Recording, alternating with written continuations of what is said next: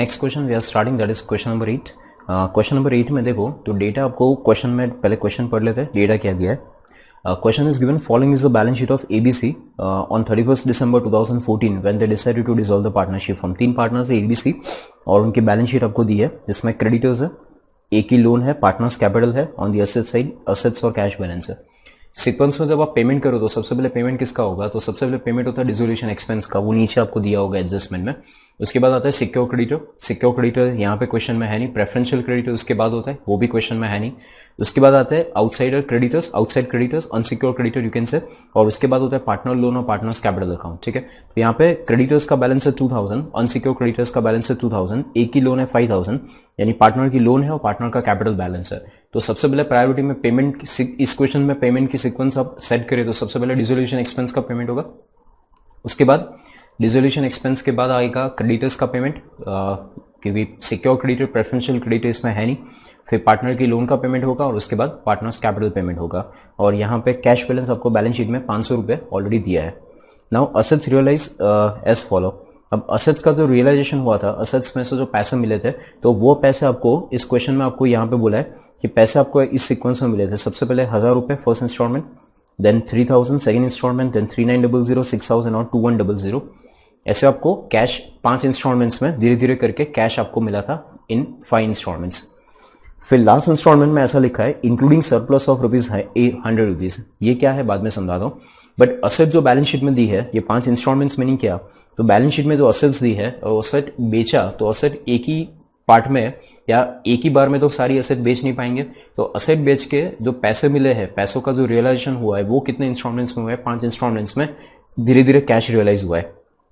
इसमें पहला इंस्टॉलमेंट कितना मिला 1000, फिर 3000, फिर 3900, फिर 6000, देन लास्ट में 20100 कैश मिला। और यहाँ पे सरप्लस 100 रुपये कुछ लिखा है, वो क्या है समझाता हूँ। आगे बोला है the expense of realization were estimated to be ₹500 but ultimately amounted to 400 rupees only. हमने ऐसा एस्टिमेट किया था, एक्सपेक्टेड लिखा है, हमने ऐसा एस्टिमेट किया था कि रियलाइजेशन एक्सपेंस यानी लिक्विडेशन एक्सपेंस 500 का होगा और अल्टीमेटली एक्चुअली कितना हुआ 400 का। अब ये रियलाइजेशन या लिक्विडेशन एक्सपेंस की बात करें तो सबसे पहले आपको पता होगा कि प्रायोरिटी में हमने डिस्कस किया था कि प्रायोरिटी में सबसे पहले पेमेंट किसका होता है, लिक्विडेशन एक्सपेंस का। क्वेश्चन में अगर आपको सीधा सीधा बोल दिया कि लिक्विडेशन एक्सपेंस एक्चुअल इतना हुआ था, एक्चुअल बोल रहा हूं, अगर आपको एस्टिमेशन नहीं बोला है, अगर आपको बोला है कि एक्चुअल इतना एक्सपेंस हुआ था 1000, 2000, तो हम पहले इंस्टॉलमेंट में से सबसे पहले माइनस क्या करेंगे, तो हम माइनस करेंगे लिक्विडेशन एक्सपेंस या डिसोल्यूशन एक्सपेंस को सबसे पहले माइनस करेंगे। बट अगर क्वेश्चन के अंदर आपको एस्टिमेशन और एक्चुअल दोनों फिगर दी हो, अगर क्वेश्चन के अंदर आपको एक्चुअल और एस्टिमेशन दोनों फिगर दी हो, तो आपको पहले इंस्टॉलमेंट में से आपको एस्टिमेशन माइनस करना है और लास्ट इंस्टॉलमेंट के अंदर आपको एक्चुअल में और एस्टिमेशन में जो डिफरेंस आया वो डिफरेंस का एडजस्टमेंट करना है। मीनिंग इस क्वेश्चन में हमने एस्टिमेट किया था कि 500 रुपए का लिक्विडेशन एक्सपेंस या डिसोल्यूशन एक्सपेंस होगा, तो आपको पहले इंस्टॉलमेंट की जो अमाउंट है दैट इज 1000 रुपीज आपको पहले इंस्टॉलमेंट की अमाउंट दिए, तो पहले इंस्टॉलमेंट में से 500 माइनस कर देंगे क्योंकि प्रायोरिटी में सबसे पहले ये पेमेंट होता है। तो ये एक्चुअल नहीं हुआ, ये एस्टिमेशन है, तो ये 1000 में से हम पहले 500 माइनस करेंगे, ये अमाउंट को उतना सेट असाइड कर देंगे और उसके बाद लास्ट में जब पता चलेगा कि 400 रुपए एक्चुअल एक्सपेंस हुआ, तो 100 रुपए का जो सरप्लस बच गया और 100 रुपए का डिफरेंस जो आया वो लास्ट इंस्टॉलमेंट की फिगर में ऐड कर देंगे। यहां पे आपको ऐसा बोला है क्वेश्चन में कि सरप्लस ये 20100 जो अमाउंट है that is including surplus of ₹100। ये जो 500 और 400 का डिफरेंस है 100 रुपए, ये 100 रुपए ऑलरेडी ये 20100 में एडेड है। अगर ये ऐडेड नहीं होते तो भी आपको ऐड करना पड़ता, 100 रुपए अलग से ऐड करना पड़ता, बट इसमें ऑलरेडी इन लोगों ने ऐड करके दिया है तो आपको अलग से ऐड नहीं करना है। एक है दूसरी एक बात, ये 500 रुपए एस्टिमेशन है और ये 400 रुपए एक्चुअल है, ऐसा क्यों अलग दिया है। आप समझो कि असेट बेचना कोई एक दिन का काम नहीं है, धीरे धीरे असेट सेल होती है और धीरे धीरे फिर पैसा रियलाइज होता है। तो असेट जैसे जैसे बेचेंगे वैसे वैसे लिक्विडेशन एक्सपेंस होगा, रियलाइजेशन डिसोल्यूशन एक्सपेंस वैसे वैसे होगा। तो एक ही दिन में थोड़ी ना, पहले ही दिन से थोड़ी पता होगा कि डिसोल्यूशन एक्सपेंस इतना होने वाला है। तो पहले ही दिन से हमें नहीं पता कि डिसोल्यूशन एक्सपेंस कितना होने वाला है। जैसे जैसे असेट बेचेंगे तो वैसे वैसे डिसोल्यूशन एक्सपेंस होगा, वैसे वैसे हमें पता चलेगा कि हाँ डिसोल्यूशन एक्सपेंस इतना हुआ है। सो फाइनली डिसोल्यूशन एक्सपेंस कितना हुआ वो तो लास्ट में ही पता चलेगा। तो तब तक हम क्या करेंगे, तो प्रैक्टिकली तब तक क्या होता है, एस्टिमेशन होता है। अब प्रॉब्लम ये है कि रूल ये कहता है कि डिसोल्यूशन एक्सपेंस सबसे पहले पे करो, but dissolution expense problem practical ये है, रूल ये कहता है कि सबसे पहले पे करो, बट प्रैक्टिकली प्रॉब्लम ये है कि पता ये डिसोल्यूशन एक्सपेंस कितना है एक्चुअल ये पता चलेगा लास्ट में। ठीक है, लास्ट इंस्टॉलमेंट जब पे करेंगे तब पता चलेगा कि डिसोल्यूशन एक्सपेंस हुआ कितना है। तो रूल कहता है कि पहले पे करो, बट प्रैक्टिकल सिचुएशन में पता चलेगा लास्ट में। अब पता ही चलेगा लास्ट में तो पहले कहां से पे कर सकते हैं। तो उसके सॉल्व करने के लिए, प्रैक्टिकली प्रॉब्लम को सॉल्व करने के लिए हम क्या करेंगे, तो पहले इंस्टॉलमेंट में पे नहीं करेंगे, बट उतनी अमाउंट को हम अलग कर देंगे, उतनी अमाउंट को हम साइड में रख देंगे कि जब भी रिजोल्यूशन एक्सपेंस पे करने का होगा तो उसमें से फिर वो पे करेंगे, मीनिंग उतने पैसों का प्रोविजन कर देंगे पहले इंस्टॉलमेंट में से, और लास्ट में चेक करेंगे कि जो हमने प्रोविजन किया तो उसके सामने एक्चुअल एक्सपेंस कितना हुआ, और जो डिफरेंस आया वो सरप्लस है डेफिसिट लास्ट एडजस्टमेंट में, लास्ट इंस्टॉलमेंट में प्लस माइनस करेंगे। इस क्वेश्चन में 500 की जगह 400 का एक्सपेंस हुआ, एस्टिमेशन हुआ था 500 का, एक्चुअल हुआ 400, तो 100 रुपए का जो डिफरेंस है वो 100 रुपए का डिफरेंस लास्ट इंस्टॉलमेंट में प्लस कर दिया। बट इसकी जगह सपोज 500 की जगह 600 रुपए होता है एक्सपेंस एक्चुअली, तो 100 रुपए हम माइनस कर देते लास्ट इंस्टॉलमेंट में से एक्स्ट्रा। तो आपको क्या करना है, तो एस्टिमेशन को पहले इंस्टॉलमेंट में से माइनस करना है, और एक्चुअली कितना एक्सपेंस हुआ लास्ट में चेक करके जो भी सरप्लस है डेफिसिट हुआ लास्ट इंस्टॉलमेंट में प्लस माइनस करना है। अगर सरप्लस है तो लास्ट इंस्टॉलमेंट में प्लस कर देंगे, और डेफिसिट है तो माइनस कर देंगे, ठीक है। और लास्ट में बोला है कि प्रॉफिट शेयरिंग रेशियो पार्टनर्स का 2:1 है। प्रॉफिट पार्टनर्स के बीच में प्रॉफिट शेयरिंग रेशियो कितना है, 2:1, और मैक्सिमम लॉस मेथड अप्लाई करो, ठीक है। जो अपने लास्ट क्वेश्चन में अप्लाई किया था वही मैक्सिमम लॉस मेथड को यहाँ पे अप्लाई करने के लिए बोला है। Profit sharing ratio is given 2:1, ठीक है। क्वेश्चन समझ आया आपको? ओके, अब कैलकुलेशन स्टार्ट करें। तो कैलकुलेशन स्टार्ट करने के लिए पहले मैंने फॉर्मेट ड्रॉ करके रखा है, पर्टिकुलर्स, क्रेडिटर्स, पार्टनर लोन और एबीसी। क्रेडिटर्स सबसे पहले, क्योंकि आउटसाइडर क्रेडिटर्स इस क्वेश्चन में सिक्योर क्रेडिटर और प्रेफरेंशियल क्रेडिटर नहीं है, ठीक है। तो सीधा अनसिक्योर क्रेडिटर, इसके बाद पार्टनर लोन और पार्टनर्स कैपिटल। तो पहला काम क्या करेंगे, तो सबसे पहले पार्टनर्स की opening capital meaning outstanding balance सबसे पहले स्टार्ट करेंगे। सबसे पहले लिखेंगे आउटस्टैंडिंग बैलेंस ऑफ लायबिलिटी सबका, क्रेडिटर्स का और पहले पार्टनर लोन का। तो क्रेडिटर्स 2000, लोन 5000, क्रेडिटर्स है 2000, लोन है 5000। तो यहाँ पे क्रेडिटर्स में यहाँ पे 2000 और लोन में यहाँ पे 5000, ठीक है। उसके बाद तीन पार्टनर्स है, पार्टनर्स कैपिटल 15, 18 और 9। तो पार्टनर्स 15,000, ए की कैपिटल है 15,000, बी की कैपिटल 18,000 और सी की कैपिटल है 9,000। Okay, 15,000, 18,000 and 9,000। आउटस्टैंडिंग बैलेंस इतना था। अब सबसे पहले कैश बैलेंस बैलेंस शीट में आपको दिया है, अगर ना दिया हो तो यहाँ पे कैश बैलेंस नहीं लिखेंगे। शायद लास्ट क्वेश्चन जो आपने किया था उसमें कैश बैलेंस नहीं दिया था, इस क्वेश्चन में आपको कैश बैलेंस दिया है कितना, तो 500 रुपए का कैश बैलेंस आपको क्वेश्चन में ही दे दिया। तो सबसे पहला काम ओपनिंग कैश बैलेंस, क्वेश्चन में सबसे पहले कैश का कलेक्शन करेंगे, 500 रुपए का ओपनिंग कैश है, प्लस उसमें फर्स्ट इंस्टॉलमेंट का रियलाइजेशन कितना हुआ, तो वो लिखेंगे फर्स्ट इंस्टॉलमेंट का रियलाइजेशन कितना हुआ। तो फर्स्ट इंस्टॉलमेंट का रियलाइजेशन चेक करें तो फर्स्ट इंस्टॉलमेंट बेच के, अरे फर्स्ट इंस्टॉलमेंट असेट बेच के 1000 रुपये मिला था, तो वो 1000 रुपये इसमें ऐड कर दो। कैश बैलेंस था 500, फिर इसमें ये 1000 रुपये प्लस कर दो, और इसमें से सबसे पहले पेमेंट किसका करना होता है, तो सबसे पहला पेमेंट होता है डिसोल्यूशन एक्सपेंस का। डिसोल्यूशन एक्सपेंस कितना होगा वो पता नहीं है, इसलिए हम क्या करेंगे, अभी एस्टिमेशन कर देंगे। तो एस्टिमेशन आपको क्या बोला था कि 500 रुपये का करना है, तो 500 रुपये का जो डिसोल्यूशन एक्सपेंस आपको करना है तो उसका प्रोविजन करना पड़ेगा 500 रुपए का, प्रोविजन फॉर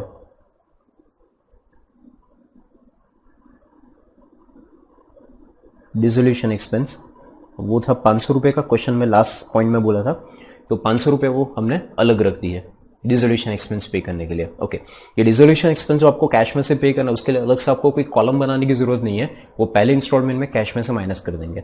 इसके बाद आप अपने पास देखो कि कैश कितना बचा है, तो ओपनिंग 500 था, ओपनिंग 500 था, 1000 रुपए प्लस हुआ यानी 1500, 1500 में 500 रुपए हमने प्रोविजन कर दिया डिसोल्यूशन एक्सपेंस का।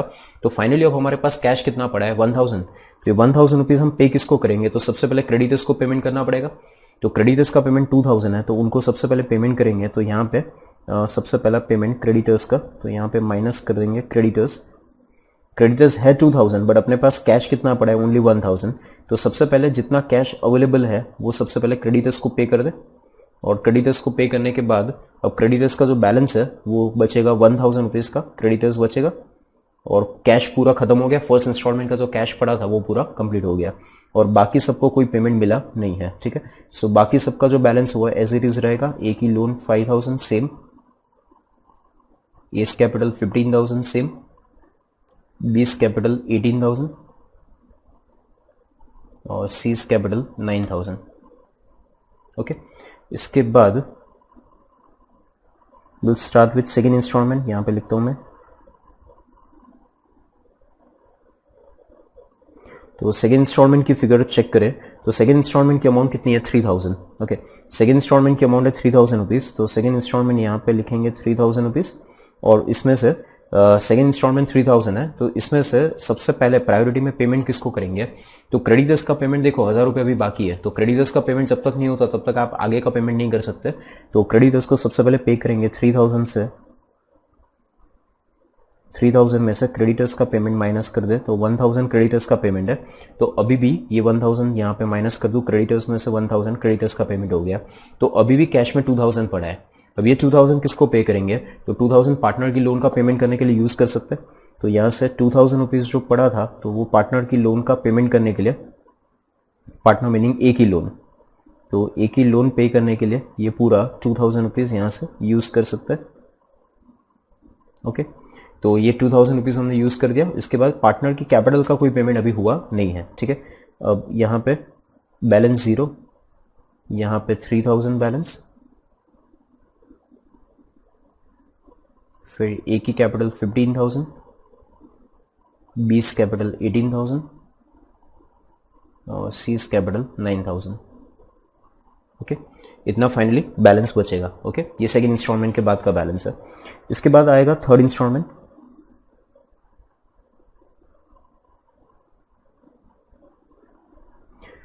थर्ड इंस्टॉलमेंट की अमाउंट चेक करें तो थर्ड इंस्टॉलमेंट में अमाउंट है 3900। थर्ड इंस्टॉलमेंट की अमाउंट है 3900। सो यहाँ पे पहले अमाउंट लिख लेते हैं 3900।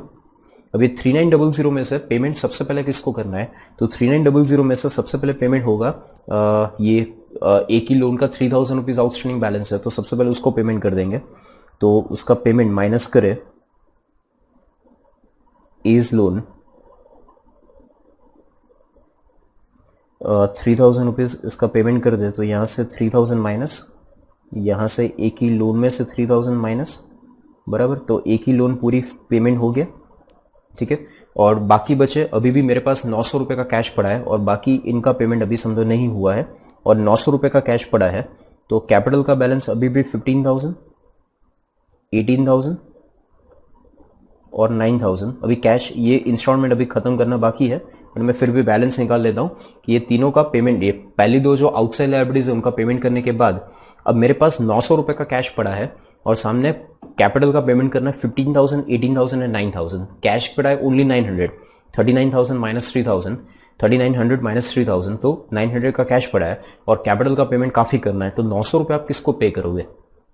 ये 900 का जो कैश बैलेंस बढ़ा, वो 900 का पेमेंट किसको करोगे वो हमें फाइंड आउट करना पड़ेगा। तो 900 का पेमेंट किसको करना है वो फाइंड आउट करने के लिए अब आपको यहाँ से मेथड अप्लाई करना स्टार्ट करना पड़ेगा। अपने पास दो मेथड है, that is maximum loss method या सरप्लस कैपिटल मेथड। हम इस क्वेश्चन में कौन से मेथड अप्लाई करें? मैक्सिमम लॉस मेथड, ठीक है। ये ध्यान रखिए, आउटसाइड लायबिलिटीज पेमेंट करने के लिए मेथड नहीं है। आउटसाइड लायबिलिटीज मीनिंग कैपिटल के सिवाय बाकी जो लायबिलिटीज आपने पे की, क्रेडिटर्स का पेमेंट किया, लोन का पेमेंट किया पार्टनर की, उसके लिए मेथड नहीं है, ठीक है। उसके लिए सीक्वेंस है। मेथड किसके लिए है? पार्टनर की कैपिटल का जब से पेमेंट चालू होता है, यहाँ से कैपिटल का पेमेंट चालू हो रहा है तो वहां से अपनी मेथड अप्लाई करनी है, मैक्सिमम लॉस मेथड या सरप्लस कैपिटल मेथड, ठीक है। आउटसाइड लायबिलिटीज का पेमेंट करने के लिए कोई मेथड नहीं है, वो सीक्वेंस है, वो हमने फॉलो कर दी। अब यहां से अपनी मेथड चालू होगी जब से कैपिटल का पेमेंट चालू होगा। सो कैपिटल 15, 18 और 9000 पे करना है और सामने कैश पड़ा है 900 रुपए का।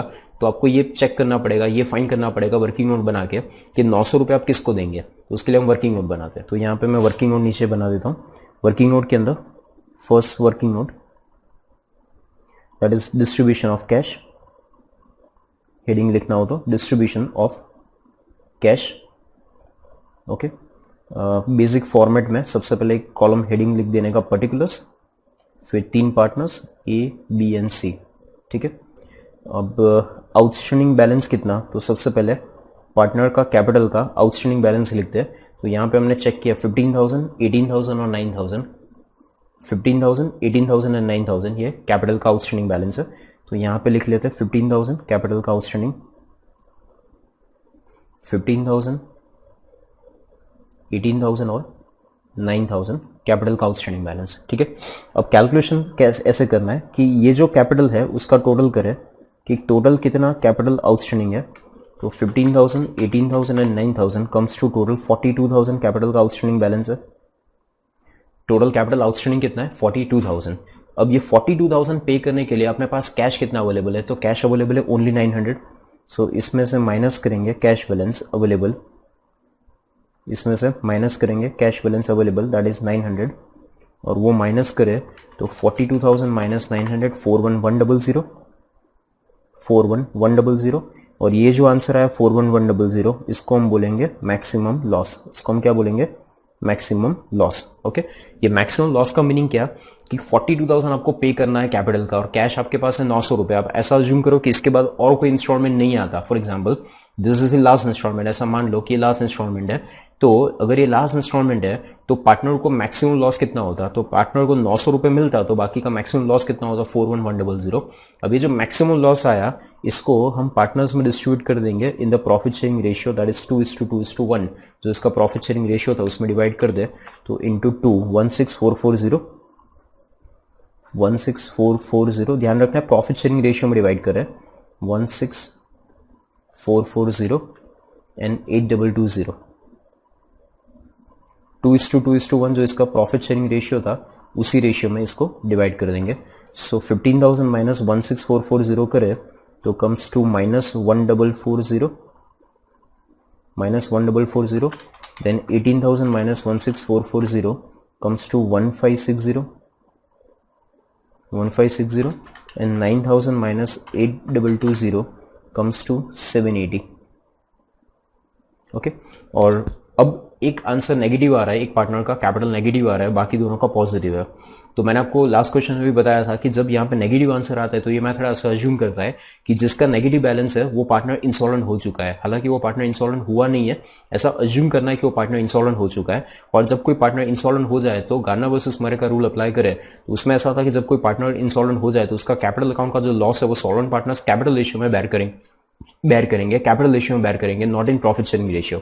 तो ये जो ए का नेगेटिव बैलेंस आ रहा है तो इसका मीनिंग इसको अज्यूम करें कि वो इंसॉल्वेंट हो गया, और इसका जो नेगेटिव बैलेंस है उसको हम डिस्ट्रीब्यूट कर देंगे, इसका जो लॉस है वो रिमेनिंग पार्टनर्स दो पार्टनर में डिस्ट्रीब्यूट कर देंगे इन their capital ratio which is 18:9। ठीक है, तो अब इसका रीडिस्ट्रीब्यूशन करेंगे, जो माइनस आंसर है उसका रीडिस्ट्रीब्यूशन करेंगे। तो यहाँ पे प्लस और माइनस ऐसा यहाँ पे लिखेंगे, redistribution of S capital, redistribution of S capital. तो यहाँ पे माइनस था तो उसको यहाँ पे प्लस करके 0 कर देंगे 1440। ठीक है, और ये 1440 बाकी दोनों पार्टनर बी और सी में डिवाइड कर देंगे, और बी और सी में कैसे डिवाइड करेंगे तो in their capital ratio is 18:9। So divide by 27 into 18 comes to 960। एक का आंसर आ रहा है 960 एंड सेकेंड का 480, 960 एंड सेकेंड का आंसर है 480। ओके, अब ये माइनस करे तो 1560 माइनस 960 आंसर इज 600 रुपीज, और इसका 780 माइनस 480 कम्स टू 300। एक आंसर आया 600 एंड सेकेंड आंसर इज 300, बराबर। ये दोनों आंसर मिल गए 600 एंड 300, टोटल कितना 900। ओके, सो फाइनली आपको अब देखो यहाँ पे कैश कितना पड़ा था, तो थर्ड इंस्टॉलमेंट के बाद कैश पड़ा था 900 रुपए, 3900 माइनस 3000 हमने ए का लोन पे कर दिया तो 900 रुपए का कैश पड़ा था। इन 900 रुपीज का जो कैश पड़ा था, इन 900 हमें पार्टनर्स को कैसे पे करना है, तो ये दोनों का टोटल करो 600 एंड 300, टोटल कितना हुआ 900। सो 900 का पेमेंट कैसे होगा, तो इनडायरेक्टली हमको पता चल गया कि बी और सी को इतने रुपए हमें देने बाकी है। अब यहाँ पे बी और सी को 900 रुपीज पे कर दे, तो यहाँ से माइनस करे 900 रुपीज यहाँ से माइनस कर दे capital, payment of capital 900 rupees जो कैश पड़ा था वो पेमेंट ऑफ कैपिटल के फॉर्म में बी को मिलेगा 600 और सी को मिलेगा 300, बराबर। बी और सी में डिस्ट्रीब्यूट करना है, जो हमने आंसर फाइंड किया यहाँ पे बी और सी में 300 600 एंड 300। ठीक है, एंड फाइनली यहाँ पे बैलेंस 0, यहाँ पे 0, यहाँ पे एज इट इज 15,000 का बैलेंस, कोई चेंज नहीं। फिर यहाँ पे 18,000 minus 600 comes to 17,400 and 9,000 minus 300 is 8,700। ये आउटस्टैंडिंग कैपिटल का बैलेंस रहेगा। ठीक है, यहाँ तक समझ आया आपको? यहाँ तक हमने सेकेंड इंस्टॉलमेंट कंप्लीट किया। ओके, और इसके साथ साथ एक वर्किंग नोट बनाया। अब एक लॉजिक आपको समझाऊं, this for understanding and very good point. ये जो हमने वर्किंग नोट बनाया है, ये वर्किंग नोट करता क्या है, उसके पीछे लॉजिक क्या है, वर्किंग नोट क्या करता है, लॉजिक समझो। लॉजिक ऐसा है कि नॉर्मली ऐसा होता है कि पार्टनर की जो प्रॉफिट शेयरिंग रेशियो होता है पार्टनरशिप फॉर्म में, जो पार्टनर का प्रॉफिट शेयरिंग रेशियो होता है उसी रेशियो में उनकी कैपिटल होगी ऐसा जरूरी नहीं है। मीनिंग हो सकता है कि कोई पार्टनर का प्रॉफिट शेयरिंग रेशियो कम है बट उसकी कैपिटल ज्यादा है, किसी की प्रॉफिट शेयरिंग रेशियो कम है और कैपिटल ज्यादा है, किसी का रेशियो ज्यादा और कैपिटल कम है, ऐसा भी हो सकता है। एक एग्जांपल आपको दूं, समझो ये 3 पार्टनर है एबीसी, समझना एबीसी 3 पार्टनर है जिनका प्रॉफिट शेयरिंग रेशियो है इक्वल 1:1:1। इस क्वेश्चन में नहीं है, अज्यूम कर रहे हैं, एग्जांपल लॉजिक समझा रहा हूं आपको। 3 पार्टनर है एबीसी, इनका समझो प्रॉफिट शेयरिंग रेशियो इक्वल है 1:1:1, ठीक है। और ए की कैपिटल 10,000 है और बी और सी की कैपिटल 5,000 है। ए की कैपिटल 10,000 है और बी की और सी की कैपिटल 5,000 है। तो इसका मीनिंग क्या हुआ, तो बी और सी की कंपेयर में ए की कैपिटल ज्यादा है, तो जब पेमेंट होगा, जब डिसोल्यूशन होगा, बिजनेस का डिसोल्यूशन होगा, पेमेंट होगा, तो ऑब्वियसली पेमेंट में प्रायोरिटी किसकी मिलनी चाहिए, ए और बी और सी, किसको पेमेंट की प्रायोरिटी मिलनी चाहिए, तो ए को प्रायोरिटी मिलनी चाहिए। तो ए को 5,000 रुपए उसकी कैपिटल ज्यादा है, तो अगर ए को 5,000 रुपए पहले लौटा दो तो उसके बाद ए को 5,000 रुपए आपने पहले लौटा दिए, उसके बाद ए बी सी की कैपिटल फिर इक्वल हो जाएगी, फिर उसके बाद फिर आप किसी को भी फिर इक्वल डिस्ट्रीब्यूशन करो तो चलेगा, बट आप पहले से इक्वल डिस्ट्रीब्यूशन नहीं कर सकते जब तक ए की कैपिटल आपके पास एक्सेस पड़ी है। तो हम ये वर्किंग नोट करके करते क्या है, लॉजिक समझ है आपको, ये वर्किंग नोट करके हम करते क्या है, तो हम वर्किंग नोट बना के हम जिसकी कैपिटल ज्यादा है हम इनडायरेक्टली ये कैलकुलेट करें कि किसकी कैपिटल ज्यादा है। तो इस क्वेश्चन में बी और सी की कैपिटल ज्यादा है, तो बी और सी की कैपिटल जितनी ज्यादा है उनको पहले उनकी एक्स्ट्रा कैपिटल जो है उसका रीपेमेंट करना पड़ेगा। जब एक्स्ट्रा कैपिटल का रीपेमेंट हो जाए उसके बाद फिर सबको आप प्रॉफिट शेयरिंग रेशियो में रीपेमेंट कर सकते हैं, तब तक नहीं। यानी इसमें ए को पैसे क्यों नहीं मिले, क्योंकि ए के प्रॉफिट शेयरिंग रेशियो की कंपेयर में उसकी कैपिटल कम है और बी और सी की प्रॉफिट शेयरिंग रेशियो की कंपेयर में उनकी कैपिटल ज्यादा होगी, तो उनको पेमेंट मिल रहा है और ए को पेमेंट नहीं मिल रहा है, ठीक है। सो ये जो वर्किंग नोट है ये करता क्या है, लॉजिक समझ है आपको। ये वर्किंग नोट क्या करता है, जिसकी कैपिटल ज्यादा है उसको पेमेंट में प्रायोरिटी दिलाता है और जिसकी कैपिटल कम है उसको पेमेंट में प्रायोरिटी लास्ट में मिलती है। ये ओके। इसके बाद 4th इंस्टॉलमेंट वर्किंग करते हैं। तो 4th इंस्टॉलमेंट यहां पे मैं लिख देता हूं, 4th instalment. Okay, 4th instalment की अमाउंट चेक करें तो 4th इंस्टॉलमेंट की अमाउंट है 6,000 रुपीज। तो 6,000 रुपीज 4th इंस्टॉलमेंट यहां पे ऐड कर देंगे 6,000 रुपीज। ओके, अब ये 6,000 रुपीज का 4th इंस्टॉलमेंट किसको पे करेंगे, तो ऑब्वियसली अब कोई आउटसाइड लाइबिलिटीज तो बची नहीं है, तो पूरा का पूरा पेमेंट पार्टनर्स के कैपिटल को करना पड़ेगा। अब ये 6,000 में पार्टनर ए बी सी किसको पेमेंट में प्रायोरिटी मिलेगी, तो उसके लिए पहले वर्किंग नोट करना पड़ेगा। तो उसके लिए सेकंड वर्किंग नोट वापस एक बार करना पड़ेगा। पहला जो वर्किंग नोट हमने किया था वैसे सिमिलरली सेकंड वर्किंग नोट करना पड़ेगा कि पेमेंट में प्रायोरिटी किसको मिलेगी वो चेक करते हैं। तो यहाँ पे मैंने कैलकुलेशन लिखा है, आउटस्टैंडिंग कैपिटल पार्टनर की 3rd इंस्टॉलमेंट के बाद 15,000, थर्ड के बाद आउटस्टैंडिंग कैपिटल 15,000, 17400 और 8700 पार्टनर्स की कैपिटल का बैलेंस है। तो 15,000, 17400, 8700 ये पार्टनर की कैपिटल का बैलेंस है, ठीक है। अब इसमें टोटल कैपिटल करें तो 15,000, 17400, 15,000 प्लस 17400 प्लस 8700 करें तो 41,100 टोटल कैपिटल का बैलेंस आता है। और ये टोटल कैपिटल के बैलेंस में से अगर cash balance available cash balance अगर 6,000 रुपीज आप माइनस करो तो 6,000 माइनस करो तो बैलेंस आपका बचेगा 35,100। ये 35,100 जो बैलेंस बचा यू कैन से this is maximum loss. Total capital 41,100 है और सपोज इस 6,000 रुपए का लास्ट इंस्टॉलमेंट होता तो पार्टनर्स को मैक्सिमम लॉस कितना होता, 35,100। और ये मैक्सिमम लॉस जो आया उसको हम प्रॉफिट शेयरिंग रेशियो 2:1 में डिवाइड कर देंगे, डिवाइड बाय 5 इंटू 2, 14040,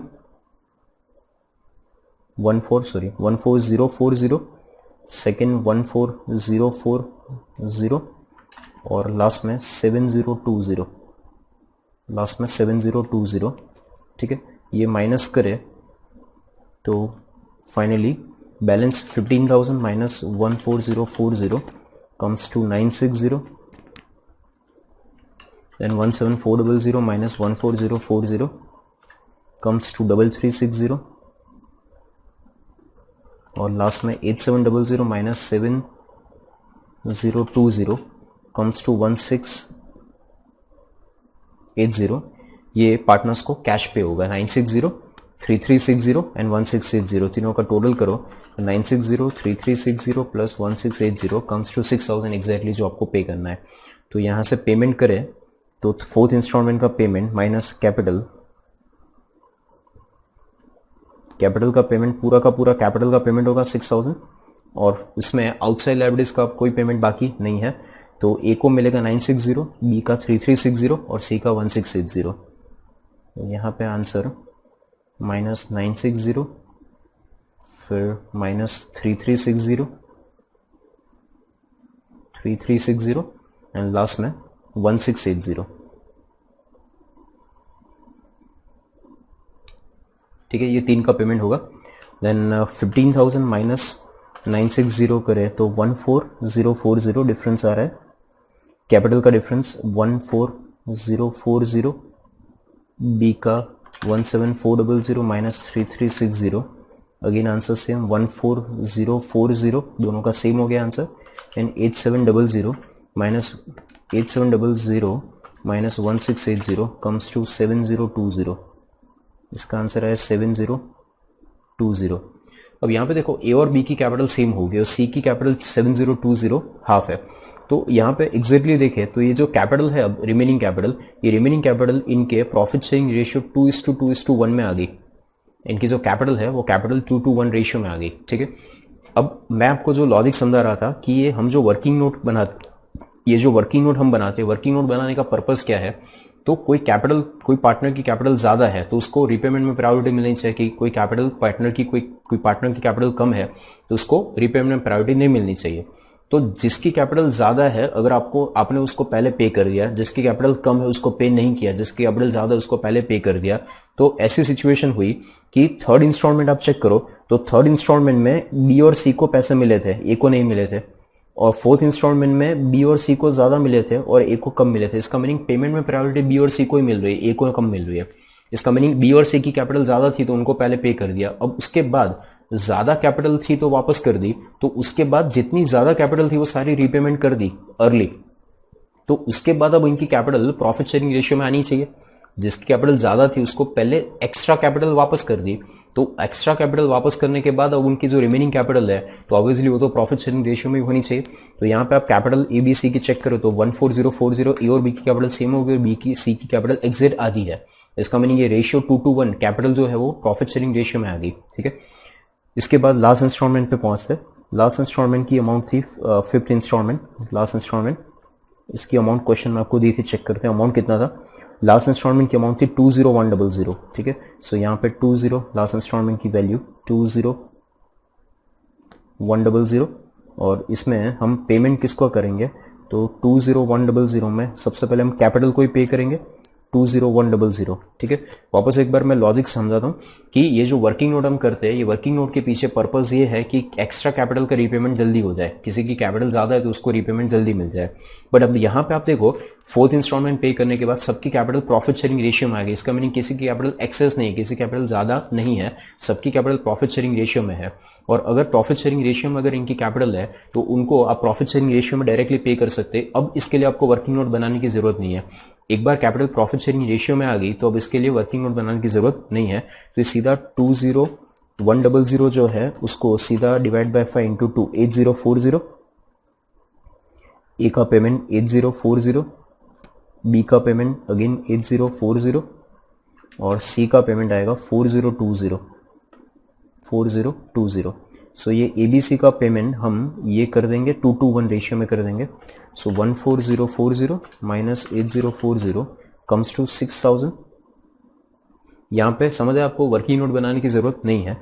फिर अगेन इसका बैलेंस भी आएगा 6000 और लास्ट में बैलेंस होना चाहिए 3000 बराबर।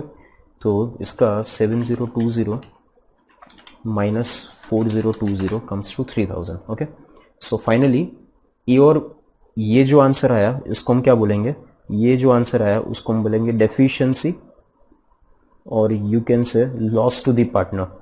ये जो आंसर आया 6000, 6000 and 3000, this is your final. You can say deficiency और loss to the partner, meaning by कि पार्टनर को अगर डिसोल्यूशन हुआ बिजनेस में और हो चुका है, डिसोल्यूशन हुआ तो डिसोल्यूशन के अंदर पार्टनर ए बी सी को इतना लॉस होगा, 6000, 6000 और 3000 का पार्टनर्स को मैक्सिमम लॉस बेयर करना पड़ेगा। तो this is your question number 8 यहाँ पे कंप्लीट होता है। ठीक है, और इसके बाद नेक्स्ट क्वेश्चन 9 नंबर स्टार्ट करते हैं। Next question that is question number 9. We are starting with question पढ़ ले. Question is Ajay Enterprise, a partnership firm in which ABC were three partners. Profit sharing ratio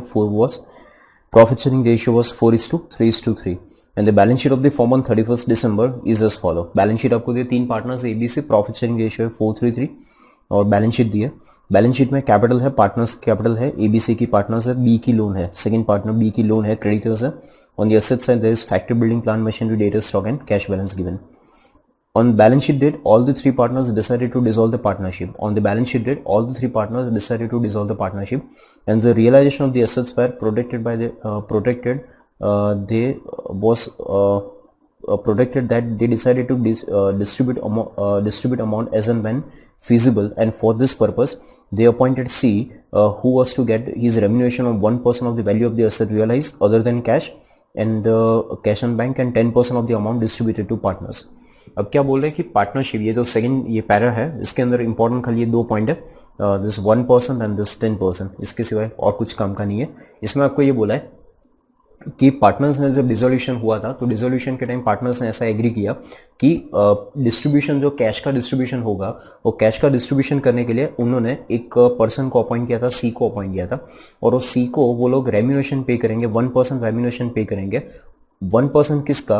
of the value of the asset realise, value of the asset realise. जितना asset का realisation होगा उसका हमेशा, जितनी बार asset का realisation होगा उतनी बार उसको 1% रेम्यूनेशन पे करना पड़ेगा. और इसके अलावा आपको बोला है कि पार्टनर्स को जो अमाउंट डिस्ट्रीब्यूशन होगा, अमाउंट जो पार्टनर्स को डिस्ट्रीब्यूशन होगा तो उसके ऊपर उसको 10% कमीशन मिलेगा. दो कमीशन है. असेट रियलाइजेशन के ऊपर 1% कमीशन मिलना है. सी कोई एक लिक्विडेटर है, आप समझो, वो लिक्विडेटर को आपको 1% रेम्यूनेशन पे करना है. असेट रियलाइज हुआ उसका 1%, और पार्टनर्स को जो पेमेंट करेंगे आउटसाइड लायबिलिटीज का नहीं, पार्टनर्स का जितना आप पेमेंट करोगे उसके ऊपर आपको 10% रेम्यूनेशन और उसको पे करना है. फिर क्वेश्चन में आपको बोला है फर्स्ट इंस्टॉलमेंट कितना मिला, तो फर्स्ट इंस्टॉलमेंट मिला है 18,650, सेकंड इंस्टॉलमेंट 17,320, थर्ड इंस्टॉलमेंट 10,000 और फोर्थ इंस्टॉलमेंट 7,000. 4 इंस्टॉलमेंट्स मिले. और लास्ट में बोला है dissolution expense amounted to, dissolution expense provided for estimated to be 3,000. Dissolution expense का एस्टिमेशन कितना हुआ था? 3,000. ये 3,000 आप माइनस कहां से करोगे? First instalment. ये कैसी अमाउंट है? एस्टिमेटेड, एक्चुअल नहीं है. क्या है? एस्टिमेशन. फिर बोला है creditors settle finally for rupees 15,900. अब बैलेंस शीट में देखो तो बैलेंस शीट के अंदर क्रेडिटर्स का बैलेंस कितना है? 16,500. 16,500 के क्रेडिटर्स को हमने पे कितना किया? 15,900. तो क्रेडिटर्स कितना पेमेंट मांग रहे हैं? तो 15,900. इसका मीनिंग क्रेडिटर्स के पास से हमको 600 रुपए का डिस्काउंट मिला. क्रेडिटर्स के पास से डिस्काउंट कितना मिला? 600 का. तो 16,500 क्रेडिटर्स का पेमेंट करना था, 600 रुपए कम पे करोगे तो फाइनली पेमेंट कितना करना है? 15,900 का क्रेडिटर्स का पेमेंट करना है. एंड क्वेश्चन आपको ये बोला है prepare statement showing distribution of cash among the partners by higher relative capital method. क्या नाम दिया है? मेथड का नाम क्या लिखा है? Higher relative capital method. Higher relative capital method meaning surplus capital method. बराबर. सो सरप्लस कैपिटल मेथड बोलो, हायर रिलेटिव कैपिटल मेथड बोलो, बात एक ही है. ठीक है. तो यहाँ पे आपको क्वेश्चन में ध्यान रखना है कि जितनी बार असेट का रियलाइजेशन होगा, 4 बार असेट्स का ये रियलाइजेशन कितनी बार हुआ? 4 बार हुआ. तो चारों बार यहाँ पे आपको 1% रेम्यूनेशन आपको पे करना है. ये ध्यान रखना है, 1% रेम्यूनेशन एवरी टाइम पे करना है. और इसके अलावा आपको क्या बोला है? रेम्यूनेशन तो पे करना है. उसके अलावा आपको क्या बोला है कि पार्टनर्स का जितना पेमेंट होगा, अभी नहीं, पार्टनर्स का जितना फाइनली पेमेंट होगा तो पार्टनर्स के पेमेंट के ऊपर उसको 10% और रेम्यूनेशन भी आपको पे करना है. ठीक है. और डिसोल्यूशन एक्सपेंस का एस्टिमेशन आपको दिया 3,000. एक्चुअल एक्सपेंस आपको बोला नहीं है. अगर एक्चुअल एक्सपेंस दिया होता तो लास्ट क्वेश्चन के जैसे डिफरेंस करके लास्ट इंस्टॉलमेंट में एडजस्ट करते. ऐसा इस क्वेश्चन में नहीं है, खाली एस्टिमेशन दिया है, एक्चुअल फिगर नहीं दी है. तो ऐसा ही मान लेंगे कि जितना एस्टिमेशन था उतना ही एक्चुअल हुआ होगा. ठीक है. सो लास्ट इंस्टॉलमेंट में प्लस माइनस करने की सरप्लस को जरूरत नहीं पड़ेगी. फिर क्रेडिटर्स ने आपको 600 रुपए का डिस्काउंट दिया था. ठीक है. ये सारी बातें आपको दी है.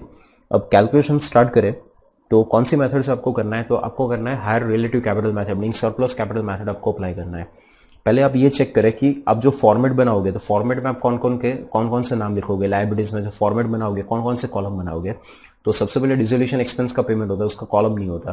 फिर सिक्योर क्रेडिटर, इस क्वेश्चन में है नहीं. उसके बाद होता है प्रेफरेंशियल क्रेडिटर, इस क्वेश्चन में है नहीं. उसके बाद आते हैं अनसिक्योर क्रेडिटर, तो इस क्वेश्चन के अंदर अनसिक्योर क्रेडिटर्स है. ठीक है. इसके बाद आती है पार्टनर लोन, वो भी है. और उसके बाद आता है पार्टनर्स कैपिटल, वो तो होगी क्वेश्चन में। यानी सीक्वेंस क्या होगी आपके कॉलम की, सीक्वेंस क्या होगी, क्रेडिटर्स, पार्टनर लोन और पार्टनर कैपिटल, ठीक है, इसके सिवा और कुछ नहीं है। तो मैंने यहाँ पे फॉर्मेट ड्रॉ करके रखा है, पर्टिकुलर्स, क्रेडिटर, पार्टनर लोन और पार्टनर कैपिटल, ठीक है। और फिर अपनी जो मेथड है मैक्सिमम लॉस मेथड या सरप्लस कैपिटल मेथड, वो मेथड स्टार्ट कब होती है, जब आपको पार्टनर्स को पेमेंट करना चालू करते हैं। जब आप पार्टनर्स का पेमेंट करना चालू करते हैं वहां से अपनी मेथड स्टार्ट होती है। यानी जब तक आप पार्टनर्स का पेमेंट नहीं करते, जब तक आप पार्टनर्स को पेमेंट नहीं करते, मीनिंग आउटसाइड लायबिलिटीज का पेमेंट करते, आप कोई भी मेथड फॉलो करो कोई फर्क नहीं पड़ता, ठीक है, ये ध्यान रखना है। तो यहां से स्टार्ट करें तो सबसे पहले आउटस्टैंडिंग बैलेंस लिख लेते हैं क्वेश्चन का, outstanding balance of liability and partners capital. Outstanding balance कितना, तो क्रेडिटर्स का है 16500, original balance as per the balance sheet, creditors का 16500, बी की लोन का balance, partner loan 4500, partner loan balance 4500, partners capital 15,000, 7500, 15,000,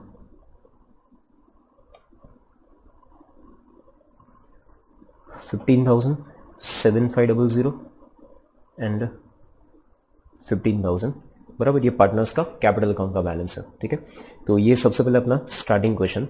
इसके बाद बैलेंस शीट में अगर कोई अब कैलकुलेशन स्टार्ट करे तो सबसे पहले कहाँ से स्टार्टिंग कहाँ से करेंगे, तो स्टार्टिंग हमेशा कैश बैलेंस से करेंगे।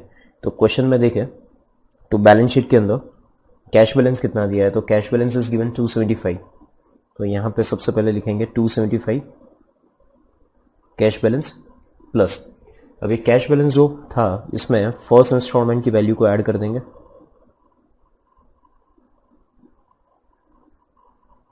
तो इसमें फर्स्ट इंस्टॉलमेंट की वैल्यू चेक करें तो फर्स्ट इंस्टॉलमेंट की वैल्यू है 18,650, तो उसको ऐड कर दे 18,650, फर्स्ट इंस्टॉलमेंट की वैल्यू 18,650, ओके। अब आपको ये बोला था कि जितनी भी बार असेट का रियलाइजेशन होगा तो वो सी को जो हमने अपॉइंट किया था उसको 1% रेम्यूनेशन पे करना है, और पार्टनर्स का जब पेमेंट होगा तो उसके ऊपर एडिशनली 10% करना है। तो एट प्रेजेंट हम पार्टनर्स का पेमेंट नहीं करें, बट असेट का तो रियलाइजेशन हुआ था, तो इसमें से हमें 1% रेम्यूनेशन उसको असेट के ऊपर, कैश में नहीं बोला था, तो कैश बैलेंस है उसके ऊपर उसको रेम्यूनेशन पे नहीं करना है। रेम्यूनेशन किस पे करना है, जो असेट रियलाइज हुई थी 18650 उसका 1% रेम्यूनेशन उसको पे करना था, और उसके बाद फिर बाकी का क्वेश्चन आगे स्टार्ट करेंगे। तो सबसे पहले माइनस करें 1% रेम्यूनेशन, ये एवरी टाइम आपको कैलकुलेट करके माइनस करना है। तो 18650 का 1% करें तो इट विल बी 186 रुपीज होगा अप्रोक्सीमेट, पॉइंट में नहीं लिख रहा हूँ। तो 186 रेम्यूनेशन होगा, वो आपको हर बार कैलकुलेट करना है। इसके बाद आपको बोला था कि डिसोल्यूशन एक्सपेंस का प्रोविजन करना है 3000 का, तो वो माइनस कर देते प्रोविजन फॉर डिसोल्यूशन एक्सपेंस, वो कितना था, तो वो आपको बोला था क्वेश्चन में 3000 अमाउंट, चेक कर लेते एक बार अमाउंट कितनी थी। तो डिसोल्यूशन एक्सपेंस की अमाउंट यहाँ पे लिखी थी 3000, ठीक है। तो 3000 रुपीज हमने वो माइनस कर दिया। इसके बाद अब आपको पेमेंट करना स्टार्ट करते हैं। 186 और 3000 ये दो अमाउंट माइनस होगी टोटल में से। इसके बाद अब पेमेंट किसको मिलेगा, तो सबसे पहले पेमेंट क्रेडिटर्स से स्टार्ट करेंगे। तो क्रेडिटर्स को देने के लिए अब हमारे पास पैसे कितने वो चेक करते हैं। तो 275 अपने पास कैश था ओरिजिनली, 18650 ऐड हुआ, सॉरी 275 प्लस 18650 ऐड हुआ, माइनस 186 रेम्यूनेशन और 3000 माइनस करे तो 15739 ये फाइनली बैलेंस बचता है। ये 15739 हम किसको पे करेंगे, तो ये 15739 हम पे करेंगे क्रेडिटर्स को, ठीक है।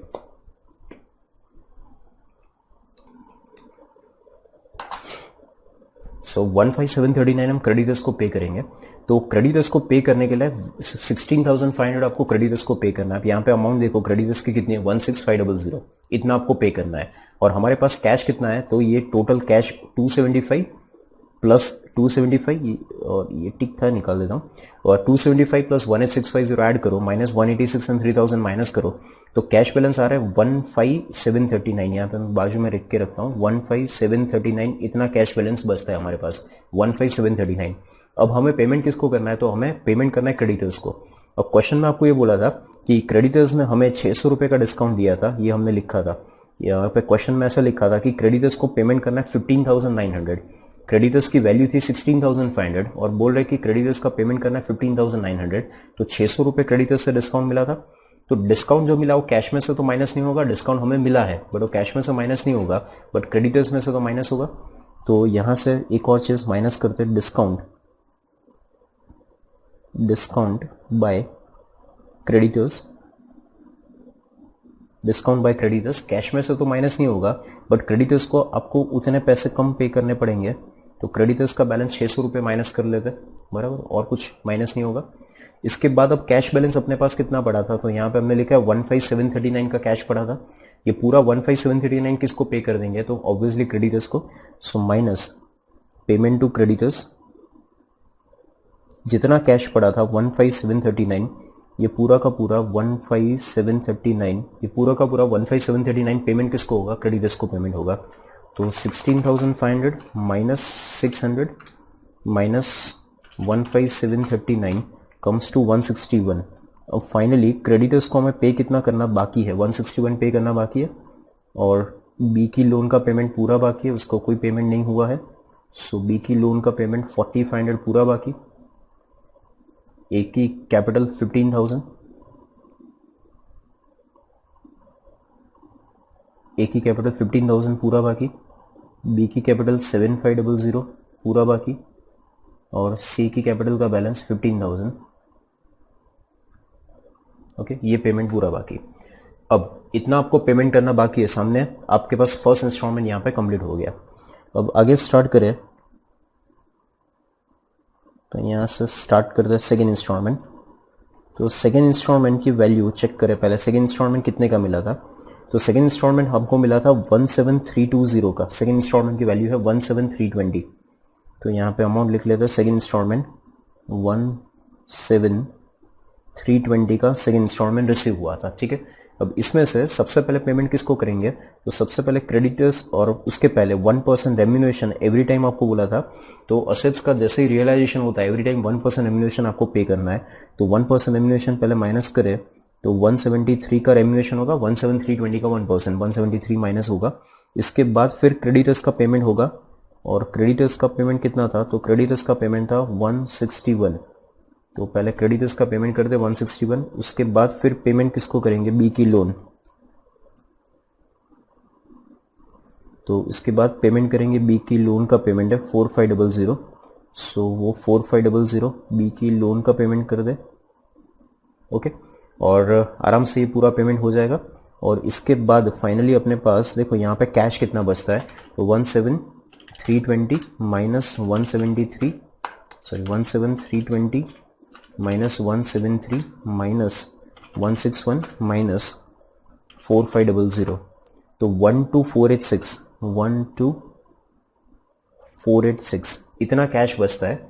और सामने हमारे पास ये दोनों आउटसाइड लायबिलिटीज जो थी, वो आउटसाइड लायबिलिटीज का पूरा पेमेंट हमने कर दिया। कैपिटल का पेमेंट अभी कोई किया नहीं है, अभी सेकेंड इंस्टॉलमेंट खत्म भी नहीं हुआ है, सेकेंड इंस्टॉलमेंट अभी बाकी है, सेकेंड इंस्टॉलमेंट अभी बाकी है, और आउटसाइड लायबिलिटीज का पेमेंट हो गया, बट अपनी कैपिटल का जो पार्टनर्स की कैपिटल है उसका पेमेंट बाकी है, और सेकेंड इंस्टॉलमेंट में अभी कैश भी बाकी है। तो अब इसका पेमेंट, पार्टनर्स की कैपिटल का पेमेंट कैसे करेंगे, तो उसके लिए हमें अप्लाई करना है सरप्लस कैपिटल मेथड। तो वो सरप्लस कैपिटल मेथड कैसे करेंगे अब वो समझते हैं। तो उसका पहले वर्किंग नोट में आपको समझाता हूँ, लास्ट क्वेश्चन की कंपेयर में अब क्या चेंज हो रहा है वो समझना। यहाँ पे स्टार्ट करते हैं working note number 1, surplus capital method. वो कैलकुलेट कैसे करना है, तो सबसे पहले almost similar calculation, format same, particulars 3 partners A B and C, ठीक है, 3 partners, particulars and then 3 partners के नाम ए बी सी, ओके। फिर उनका आउटस्टैंडिंग कैपिटल का बैलेंस वो लिख लेते, आउटस्टैंडिंग कैपिटल बैलेंस। तो आउटस्टैंडिंग कैपिटल बैलेंस यहाँ पे इट इज 15,000, 7,500 एंड 15,000, उतना ही है जितना ओपनिंग था, अभी तक कोई पेमेंट हुआ नहीं है। सो 15,000 यहाँ पे लिख देता हूँ, 15,000, 7,500 एंड 15,000, ठीक है, ओके। अब इनका प्रॉफिट शेयरिंग रेशियो याद कर ले क्या था, तो क्वेश्चन में चेक करें तो इनका प्रॉफिट शेयरिंग रेशियो क्वेश्चन के अंदर आपको दिया था, that was 4:3:3। Profit sharing ratio क्या दिया था, 4:3:3। तो यहाँ पे मैं ऊपर इनका प्रॉफिट शेयरिंग रेशियो भी लिख देता हूँ 4:3:3, that is profit sharing ratio. Okay, अब दोनों मेथड में फ़र्क क्या है, तो एक लॉजिक सिंपल आपको बताऊं तो ये लास्ट क्वेश्चन जो आपने किया मैक्सिमम लॉस मेथड का, तो मैंने उसमें आपको बताया था कि वर्किंग नोट क्यों बनाते हैं। तो वर्किंग नोट बनाते हैं कि कोई पार्टनर की कैपिटल ज़्यादा है बाकी पार्टनर्स की कंपेयर में, किसी ने पार्टनर ने कैपिटल ज़्यादा लाया तो उसको रिपेमेंट में प्रायोरिटी मिलनी चाहिए, तो उसकी जितनी कैपिटल एक्सेस है उसको हम पहले दे देते हैं और उसके बाद फिर बाकी सारे पार्टनर्स के बीच में जो एक्सेस कैपिटल वाला है वो पहले ले जाएगा, फिर उसके बाद जो कैश बचेगा वो सबके बीच में प्रॉफिट शेयरिंग रेशियो में डिस्ट्रीब्यूट होता है। तो वो और ये मेथड में सेम लॉजिक अप्लाई हो रहा है, लॉजिक में चेंज नहीं है, खाली मेथड का कैलकुलेशन डिफरेंट है। आप जैसे कैश फ्लो स्टेटमेंट में डायरेक्ट मेथड इनडायरेक्ट मेथड करते हैं, आंसर दोनों मेथड से सेम आता है। डायरेक्ट मेथड से क्वेश्चन करो कि इनडायरेक्ट से करो, आंसर सेम आता है। सिमिलरली यहाँ पे भी आंसर आपका कैलकुलेशन में आंसर सिमिलर होगा, लॉजिक का डिफरेंस नहीं है, कैलकुलेशन का खाली फॉर्मेट चेंज है। यहाँ पे भी हम क्या करेंगे कि जिस पार्टनर की कैपिटल एक्सेस है उसको पहले पेमेंट कर देंगे, जिस पार्टनर की कैपिटल एक्सेस है उसको पहले पेमेंट कर देंगे, और जिसकी कैपिटल एक्सेस नहीं है तो उसको फिर प्रॉफिट शेयरिंग रेशियो में पेमेंट करेंगे। बट जो मैक्सिमम लॉस मेथड है, आप ऐसा बोल सकते हैं इनडायरेक्ट मेथड है, और ये जो कैपिटल सरप्लस मेथड है that is called direct method आप बोल सकते हैं। ठीक है, तो इसके अंदर डायरेक्ट मेथड में हम क्या करते हैं, जो वही चीज जो हम मैक्सिमम लॉस मेथड में रिवर्स काउंटिंग करते थे कि मैक्सिमम लॉस फाइंड करते थे, फिर उसको डिस्ट्रीब्यूट करते थे, फिर फाइंड करते थे कि एक्चुअल पेमेंट कितना होगा पार्टनर को। यहाँ पे हम सीधा सीधा कैलकुलेट करेंगे कि पार्टनर को पेमेंट कितना होगा। तो यहाँ पे आप देखें पार्टनर की कैपिटल, ए की कैपिटल 15,000 है, बी की कैपिटल 7,500, सी की कैपिटल 15,000, और तीनों का प्रॉफिट शेयरिंग रेशियो चेक करो तो 4:3:3 है। तो ऑब्वियसली आप यहाँ से देखो तो अगर ए की कैपिटल 4, उसका ए का प्रॉफिट शेयरिंग रेशियो 4 है और कैपिटल 15,000 है, तो 3 के हिसाब से इसका 7,500, ये तो गलत लग रहा है। मीनिंग जो कैपिटल है वो कैपिटल प्रॉफिट शेयरिंग रेशियो में तो नहीं लग रही है।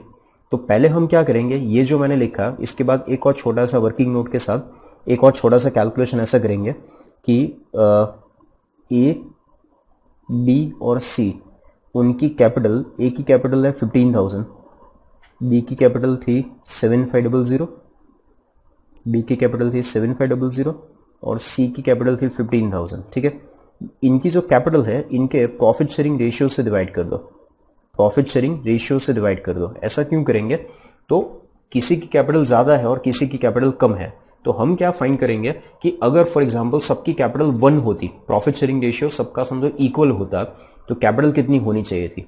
मीनिंग अगर मैं 15,000 को 4 से डिवाइड करूं तो आंसर आता है 3750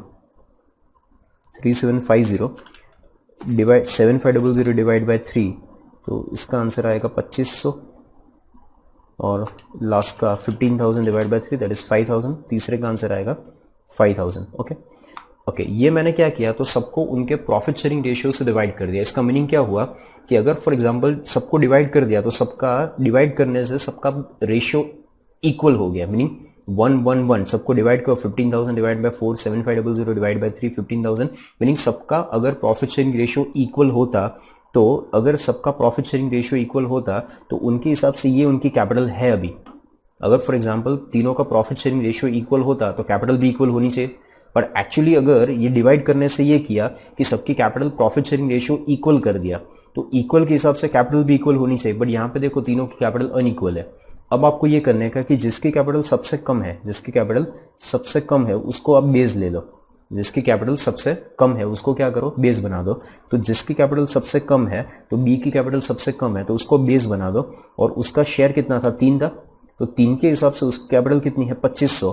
तो बी को बेस रख के बाकी सारे पार्टनर्स की कैपिटल कितनी होनी चाहिए वो फाइंड करने का ट्राई करो, बराबर। सो यहाँ पे हम कैलकुलेट करेंगे कि भाई minus taking B share, B's capital, B's capital, B's share as base, taking B share as base. अगर बी की कैपिटल को बेस मान लो तो बी की कैपिटल है कितनी, 7,500 है। बी की कैपिटल को जिसका आंसर सबसे कम आया, जिसका आंसर सबसे कम आया उसको बेस मान लो।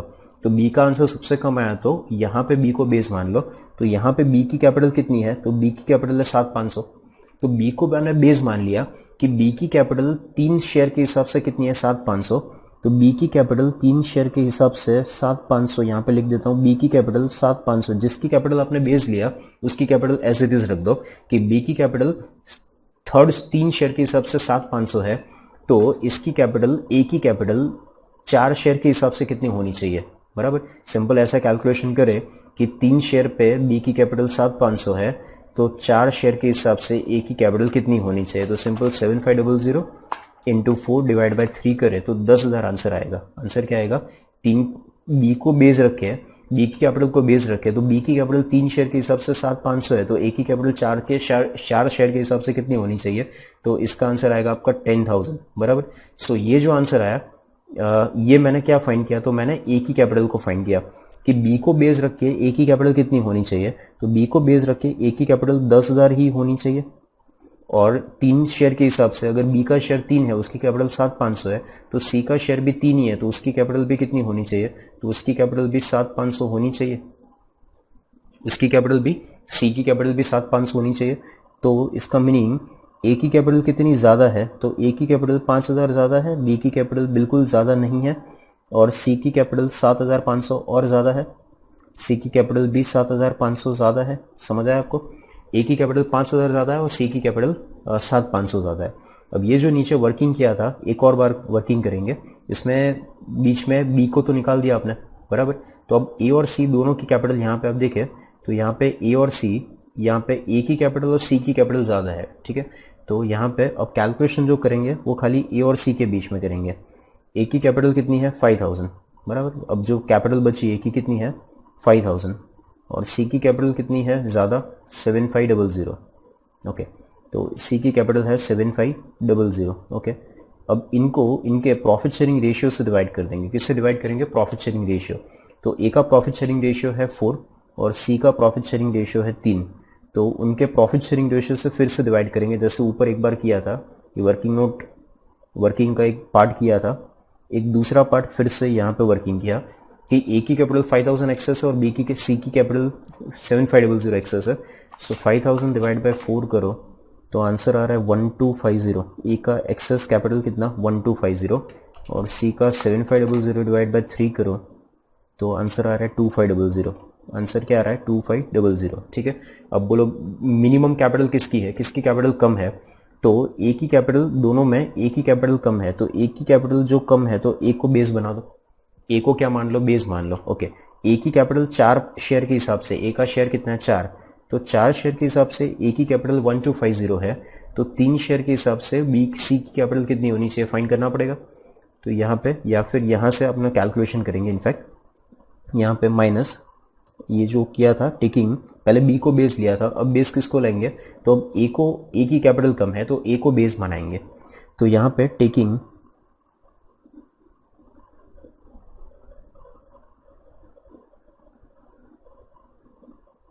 ए शेयर एज अ बेस, बराबर। अब कैलकुलेशन क्या करेंगे, ए को बेस रखेंगे तो ए की कैपिटल है 5,000, 4 शेयर है, ए की कैपिटल है 5,000, ए की कैपिटल 4 के शेयर के हिसाब से 5,000 है, तो सी की कैपिटल 3 शेयर के हिसाब से कितनी होनी चाहिए, तो 5,000 इंटू 3 डिवाइड बाय 4 करें तो 3750 होनी चाहिए। सी की कैपिटल कितनी होनी चाहिए 3750 होनी चाहिए। तो यहाँ पे मैंने ए को बेस बनाया, तो जिसको बेस बनाया उसको पहले 0 कर देंगे, 5,000 0, और सी की कैपिटल कितनी होनी चाहिए, तो 3750 सी की कैपिटल होनी चाहिए, और सी की कैपिटल 7,500 है माइनस 3750 होनी चाहिए, तो कितनी ज़्यादा है, तो 3750 कैपिटल ज़्यादा है। 7500 में 3750 कैपिटल होनी चाहिए और है कितनी 3750, अरे 7500, तो 3750 इसकी कैपिटल ज़्यादा है। अब फाइनली ये जो कैलकुलेशन किया, ये जो हमने वर्किंग किया, इसको मैं थोड़ा लाइंस ड्रॉ कर दूँ, वापस एक बार मैं एक्सप्लेन कर दूँ क्या किया था हमने। तो मैं आपको कैलकुलेशन ये फाइंड करवा रहा हूँ कि ये हम कैलकुलेट करें कि कौन से पार्टनर की मेथड का नाम है सरप्लस कैपिटल मेथड। तो हम ये फाइंड करने का ट्राई करें कि कौन से पार्टनर की कैपिटल कितनी ज़्यादा है, ठीक है। तो कौन से पार्टनर की कैपिटल कितनी ज़्यादा है तो उसको हम बोलेंगे सरप्लस कैपिटल, ठीक है। तो उसका हम कैलकुलेशन करें। पहले मैंने क्या किया, स्टार्टिंग से वापस एक बार रिपीट करूँ, तो पहले फॉर्मेट ड्रॉ किया, पर्टिकुलर्स ABC नाम लिखे, फिर पार्टनर्स की जो कैपिटल था उसका बैलेंस लिखा, ए का बैलेंस 15,000, बी का 7,500, सी का 15,000, ठीक, कैपिटल लिखा। इसके बाद इनका प्रॉफिट शेयरिंग रेशियो ऊपर लिखा, तो प्रॉफिट शेयरिंग रेशियो था 4:3:3, ठीक है। ए का प्रॉफिट शेयरिंग रेशियो था वो हमने ऊपर लिखा। इसके बाद प्रॉफिट शेयरिंग रेशियो लिखने के बाद वर्किंग नोट किया, एक्स्ट्रा वर्किंग नोट में एक्स्ट्रा एक सपोर्टिंग वर्किंग नोट कि 3 पार्टनर्स है ए बी सी, ठीक है। ए की कैपिटल 15,000 है, बी की 7500, सी की कैपिटल 15,000 है। उसको मैंने उनके प्रॉफिट शेयरिंग रेशियो से डिवाइड किया। किससे डिवाइड किया? प्रॉफिट शेयरिंग रेशियो से। जब मैं इसको प्रॉफिट शेयरिंग रेशियो से डिवाइड करता हूँ, इसका मीनिंग तीनों की कैपिटल इक्वल कर दी, 1-1-1 कर दी मैंने। समझ आया आपको? तीनों को मैंने प्रॉफिट शेयरिंग रेशियो से डिवाइड किया तो तीनों की कैपिटल क्या होगी? 1-1-1। अब जिसकी कैपिटल लोवेस्ट है उसको हम बेस बनाएंगे। तो बी की कैपिटल लोवेस्ट थी 2500, तो बी को हमने बेस बनाया और बी की कैपिटल का शेयर है 3। तो आपको बी को बेस बनाना है, तो यहाँ पे हमें लिखना है टेकिंग बीस कैपिटल एज अ बेस। यहाँ पे पर्टिकुलर्स में क्या लिखेंगे? टेकिंग बीस कैपिटल एज अ बेस। अब यहाँ पे बी का शेयर है 3 और उसकी कैपिटल है 7,500। तो 7 आपको फॉर्मूला ऐसा लिखना है कि 3 शेयर पे अगर इसकी कैपिटल है 7,500 तो 4 शेयर पे ए की कैपिटल कितनी होनी चाहिए? तो 10,000। 3 शेयर पे बी की कैपिटल 7,500 है तो 4 शेयर पे ए की कैपिटल कितनी होगी? 10,000। 3 शेयर पे बी की कैपिटल 7,500 तो 3 शेयर पे सी की कैपिटल कितनी है? तो 7,500, ठीक है। अगर बी की कैपिटल 7,500 है तो सी की भी 7,500, 3 शेयर पे होनी चाहिए। तो एक्सेस कैपिटल ए की 15,000 माइनस 10,000 करके एक्सेस कैपिटल ए की कितनी है? 5,000 और सी की एक्सेस कैपिटल कितनी है? 7,500, ठीक है। और बी की कोई एक्सेस कैपिटल नहीं है, ठीक है। इसके बाद नेक्स्ट कैलकुलेशन ये करेंगे कि भाई ए और सी की कैपिटल, हमें बी तो निकल गया, तो ए और सी की कैपिटल एक्सेस है 5,000 एंड 7,500। तो वापस ये वर्किंग करेंगे, दोनों को इक्वल डिवाइड करने का, इक्वल करने का ट्राई करेंगे। तो ए की कैपिटल 5,000 एक्सेस है, सी की कैपिटल 7,500 एक्सेस है, डिवाइड बाय उसका शेयरिंग 4 और 3 करे तो इनकी कैपिटल इक्वल हो जाएगी 1:1। प्रॉफिट शेयरिंग रेशियो 1:1 करने का ट्राई किया तो ए का आंसर आया, डिवाइड बाय कैपिटल रेशियो करे प्रॉफिट शेयरिंग रेशियो तो 1250 और 2500 आंसर आया। अब अगेन क्या करेंगे? जो लोअर कैपिटल है उसको बेस बनाएंगे। तो ए की कैपिटल लोअर है तो ए को हमने बेस बनाया, तो यहाँ पे ऊपर लिखा taking as capital as base, यहाँ पे ऊपर लिखेंगे taking as capital as base. तो ए की कैपिटल 5,000 है, 4 शेयर के हिसाब से ए की कैपिटल 5,000 है, तो 4 शेयर के हिसाब से यहाँ पे लिखें 4 शेयर के हिसाब से ए की कैपिटल कितनी? 5,000, ठीक है। तो इसका बैलेंस 0 हो गया। तो 4 शेयर पे ए की कैपिटल 5,000 तो 3 शेयर पे सी की कैपिटल कितनी होनी चाहिए? 3750, ठीक है। तो 4 पे 5,000 तो 3 पे कितना? 3750। तो यहाँ पे 3750 सी में लिखा, तो 7,500 एक्सेस था, उसमें 3750 होना चाहिए था, तो और एक्सेस कितना है? 3750 सी की कैपिटल और एक्सेस है। समझ आया आपको कैलकुलेशन, ठीक है। अब ये जो आंसर है, ये आंसर हमें एक ही बार ही कैलकुलेट करना है अभी, और इसको हम यूज कैसे करेंगे? इसको मैं रब कर दूं। अब इसको यूज कैसे करेंगे? तो ये आंसर को यूज ऐसे करना है कि फाइनली अब यहाँ से उल्टा देखना चालू करना है, बराबर, रिवर्स से देखना। आंसर कैलकुलेट कर लिया, अब इसको रिवर्स से देखना चालू करना है। रिवर्स से देखना चालू करना, इसका मीनिंग क्या कि सबसे पहले हम पेमेंट किसका करेंगे? तो सबसे पहले मैक्सिमम कैपिटल किसकी ज्यादा, सबसे ज्यादा कैपिटल कौन लाया है? सी लाया है।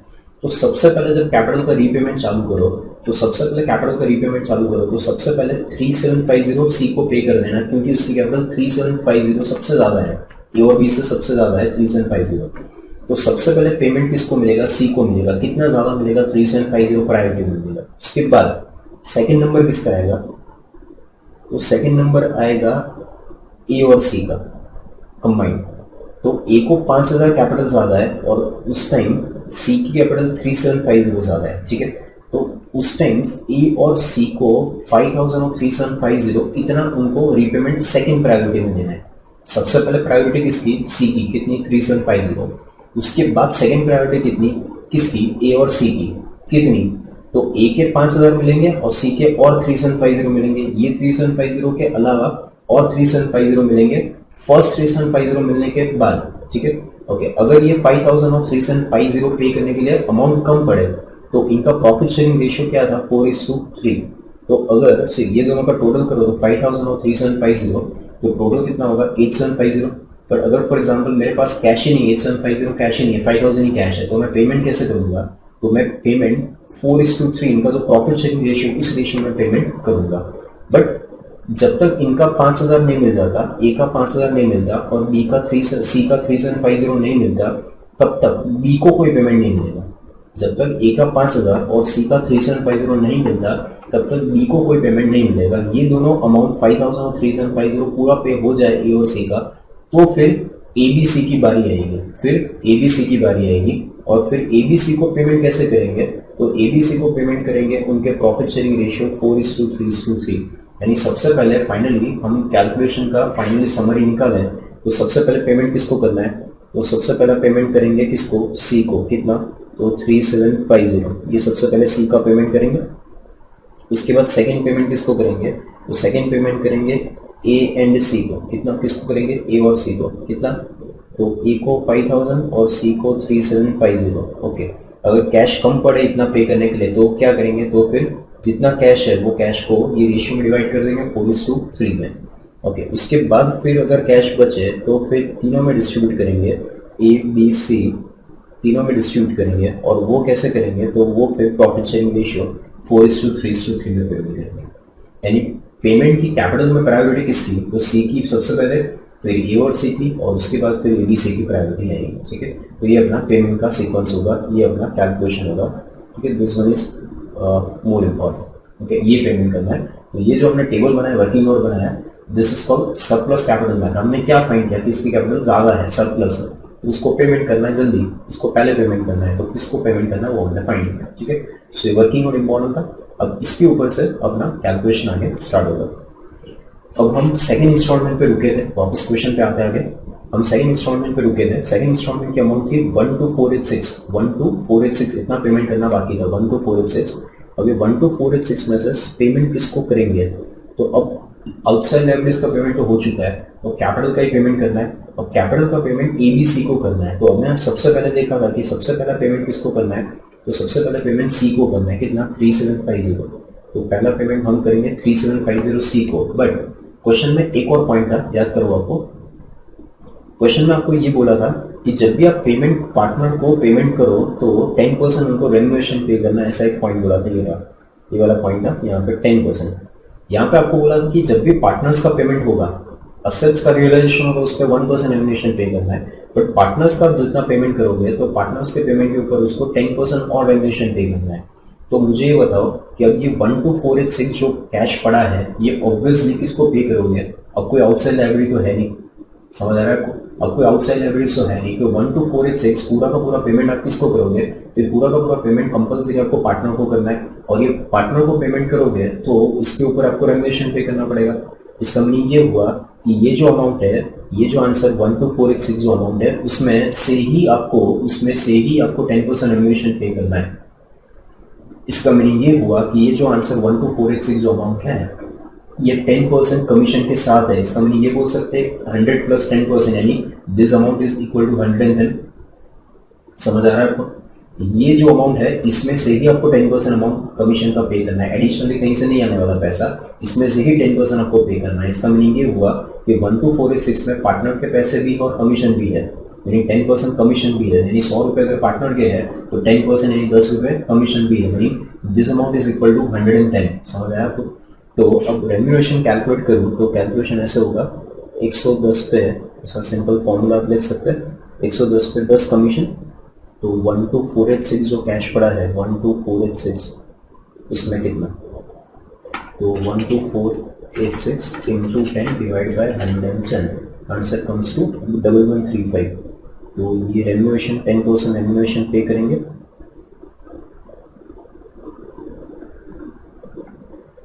1135 ये रेम्यूनरेशन की अमाउंट है 10% के हिसाब से। अब ये 12486 माइनस 1135 पे कर दें तो बैलेंस बचता है 11351। ये 11351 किसको पे करोगे, तो इसमें से सबसे पहले सी का पेमेंट होगा, तो इसमें से 11351 जो बैलेंस आया, इसमें से सबसे पहले किसको पेमेंट करेंगे, सी को पेमेंट करेंगे।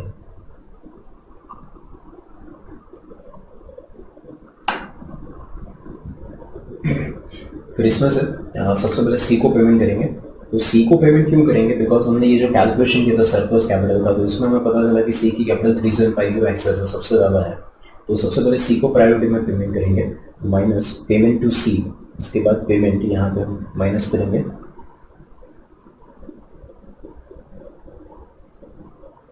Payment to C that is 3750, उसकी कैपिटल एक्सेस थी बराबर। सबसे पहले पेमेंट किसको करना है, प्रायोरिटी में 3750 सी को पे करना है। तो यहाँ पे कुछ नहीं, सीधा सी में जाके 3750 माइनस कर देंगे। अब मेरे पास कैश बचा था 11351, मेरे पास कैश बचा था 11351, रेम्यूनरेशन 10% माइनस करने के बाद 11351 बचा था। इसमें से ये 3750 माइनस करूँ तो 7601 अभी भी कैश बचा है। अब ये 7601 पे किसको करना है, तो सेकंड प्रायोरिटी में कौन आता है, तो ये फर्स्ट प्रायोरिटी हमने पे कर लिया सी को। अब सेकंड प्रायोरिटी में पेमेंट आता है ए और सी का, बट ए और सी की अमाउंट का टोटल करेगा 5000 और 3750, टोटल कितना हो रहा है, तो टोटल हो रहा है 8750, टोटल कितना हो रहा है 8750, बट मेरे पास अभी कैश है 7600 ओनली। ठीक है, अब समझ आ रहा है आपको, 8750 सेकंड प्रायोरिटी में ए और सी का पेमेंट मिला के कितना हो रहा है 8750, बट फाइनली अब मेरे पास इंस्टॉलमेंट के पैसे कितने पड़े हैं 7600, ये सब कुछ हम माइनस कर दो सेकंड इंस्टॉलमेंट में, ये सब कुछ माइनस करने के बाद फाइनली मेरे पास कैश कितना पड़ा है ओनली 7600। तो पेमेंट ज्यादा करना है बट कैश कम है, तो जितना कैश है उतना पे कर देंगे, 7600 जितना कैश है उतना पे कर देंगे। अब वो कैश कैसे पे करेंगे, तो देना ये सी को है वो फिक्स है, तो जितना 5000 और 3750 पे नहीं होगा तो 4:3 प्रॉफिट शेयरिंग रेशियो में तो पे कर दो 4:3 बराबर, तो जितना है उतना 5000 और 3750 पे हो जाता तो बेस्ट था, नहीं हुआ उससे कम कैश है तो दोनों को दो, पर कौन से रेशियो में, तो 4:3 में देना पड़ेगा उनके प्रॉफिट शेयरिंग रेशियो में। तो अब जो कैश बचे 7601, तो that is payment to A and C और रेशियो आएगा 4:3, और फाइनली कैश कितना था 7600 का कैश था 7601 एग्जैक्टली। ये 7601 जो कैश था उसको 4:3 में डिवाइड करूँ तो आंसर आ रहा है 4343, एक आंसर आ रहा है 4343, यहाँ पे एक आंसर आ रहा है 4343, और सी का आंसर है 3257, सी का आंसर आ रहा है 3257।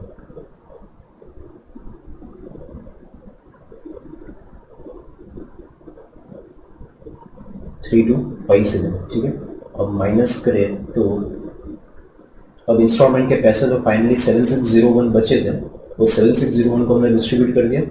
आउटसाइड लायबिलिटीज ऑलरेडी पेमेंट हो चुका है, आउटसाइड लायबिलिटीज का पेमेंट ऑलरेडी हो चुका है। 15,000 में से 4343 माइनस करें तो आंसर आए 10657,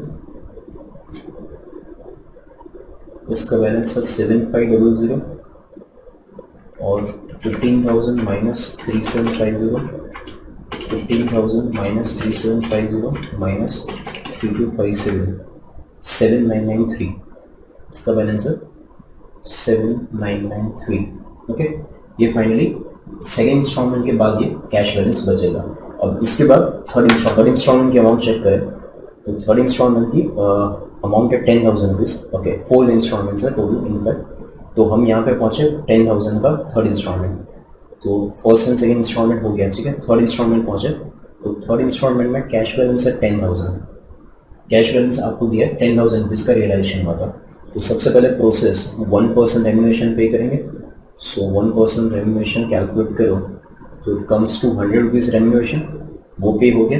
इसके बाद रेम्यूनरेशन पे होने के बाद फिर जो कैश बैलेंस बचेगा तो उसमें से अगेन 10%, क्योंकि अब तो ये जो कैश है आउटसाइडर्स को पे नहीं करना है, पूरा जो कैश बचेगा पार्टनर्स को ही जाएगा, एंड पार्टनर्स को जाएगा तो उसके ऊपर उसको 10% रेम्यूनरेशन सी को जो लिक्विडिटी अपॉइंट हुआ था डिसोल्यूशन के लिए, तो उसको 10% रेम्यूनरेशन भी पे करना पड़ेगा एवरी टाइम। पार्टनर को जितनी भी बार पे करोगे, ऐसा नहीं कि ऊपर एक बार कैलकुलेट कर दिया तो हम नहीं करेंगे, तो जितनी बार आप पार्टनर को पेमेंट करोगे उतनी बार उसको 10% रेम्यूनरेशन पे करना पड़ेगा।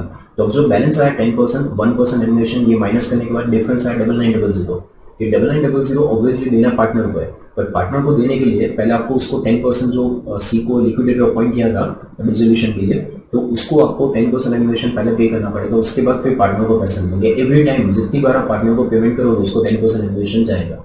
1% असेट रियलाइजेशन के ऊपर है और 10% पार्टनर्स के पेमेंट के ऊपर है। ठीक है, तो असेट रियलाइजेशन हुआ 10,000, उसका 1% उसका रेम्यूनरेशन दे दिया, और 10% रेम्यूनरेशन एडिशनली आपको पे करना पड़ेगा। तो 10% रेम्यूनरेशन जो ऊपर किया था वैसे ही करेंगे, 110 पे 10। तो अब हमारे पास कैश कितना पड़ा है, तो 10,000 माइनस 100 करें तो 9900 कैश पड़ा है, तो 9900 इंटू 10 डिवाइड बाय 110 करें तो कम्स टू ₹900। तो 900 रुपीज़ का ये पेमेंट होगा रेम्यूनरेशन का, एंड ये 900 पे होने के बाद फाइनली मेरे पास कैश पड़ा है 10,000 माइनस 1,000, दैट इज 9,000 रुपीज़ का कैश पड़ा है। ठीक है, अब फाइनली अपने पास कैश कितना पड़ा है 9,000 का, रेम्यूनरेशन दोनों पे करने के बाद 9,000 का कैश पड़ा है। अब आप देखो तो यहाँ पे हमने जब वर्किंग किया था तो हमने पहली प्रायोरिटी सी को दी थी कि सी को 3750 पे करना है, और पूरा सी को 3750 हमने सेकंड इंस्टॉलमेंट में से पे कर दिया। अब सेकंड प्रायोरिटी थी ए और सी। ए और सी की सेकंड प्रायोरिटी की अमाउंट कितनी थी? तो अमाउंट थी 503750। कितना था? 503750, याद रखना 503750। हमने जब सेकंड इंस्टॉलमेंट में जब पेमेंट किया तो 5000 और 3750 प्रायोरिटी, सेकंड प्रायोरिटी पे करने के लिए 5000 और 3750 पे करने के लिए हमारे पास उतना कैश नहीं था, थोड़ा कम था। तो हमने प्रॉफिट शेयरिंग रेशियो में डिवाइड कर दिया, और वो डिवाइड हुआ था 4343 और 3257। यहाँ पर देख सकते हैं 4343 और 3257। तो ए को मिलना चाहिए था सेकंड प्रायोरिटी में 5000, और उसको मिला कितना? 4343। तो माइनस करो तो अभी भी ए को 651 सेकंड प्रायोरिटी का 657 उसको पे करना बाकी है। 5000 आपको पे करना था सेकंड प्रायोरिटी में, वापस यहाँ पे दिखाऊं, ए को पे कितना करना था? 5000। बी को पे, सी को पे कितना करना था? 3750। अब ए को 5000 देना था, उसमें से आपने 4343 पे कर दिया, तो 5000 माइनस 4343 करो तो डिफरेंस कितना है? 657। 5000 तक तो देना ही है सेकंड प्रायोरिटी में, तो 5000 तब तक नहीं दिया तब तक फिर आप थर्ड प्रायोरिटी में नहीं जा सकते। ठीक है, तो ये सेकंड प्रायोरिटी खत्म करने के लिए 5000 था, उसमें 4343 ऊपर हो गया, बाकी का 657 यहाँ पे पे किया। ठीक है, सिमिलरली सी का पेमेंट था 3750। सी का प्रायोरिटी पेमेंट कितना था सेकंड में? 3750। तो 3750 में से 3257 हमने पे कर दिया था, 3257 हमने पे कर दिया था, तो इसका पेमेंट यहाँ पे 493,750 करने के लिए 43257 ऑलरेडी पे हो गया था। 3750 करने के लिए डिफरेंस कितना था? 493, तो 493 पे कर देंगे। और इतना पे करने के बाद अब जो कैश बचेगा तो 657 और 493 ये पेमेंट हो गया। तो ये हमने कितना पेमेंट किया? 1150 का पेमेंट किया। किसको? तो 1150 का पेमेंट किया ए एंड सी को, ए और सी को पेमेंट किया 1150 का। तो 9000 माइनस 1150 करे तो अब मेरे पास कैश कितना बचा? 7850।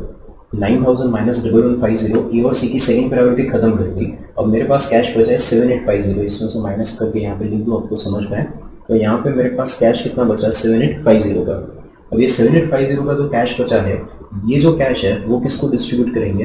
तो ये ए, बी और सी को डिस्ट्रीब्यूट कर देंगे in the ratio 4:3:3। Third priority, third priority में क्या बोला था?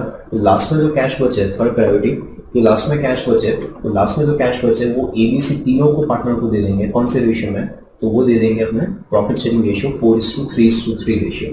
तो अब जो कैश बचा 7850, इसको 4:3:3 रेशियो में डिवाइड कर दे, तो डिवाइड बाय 10 इंटू 4, 3140। ए को मिलेगा 3140, बी का 2355 और सी का अगेन 2355।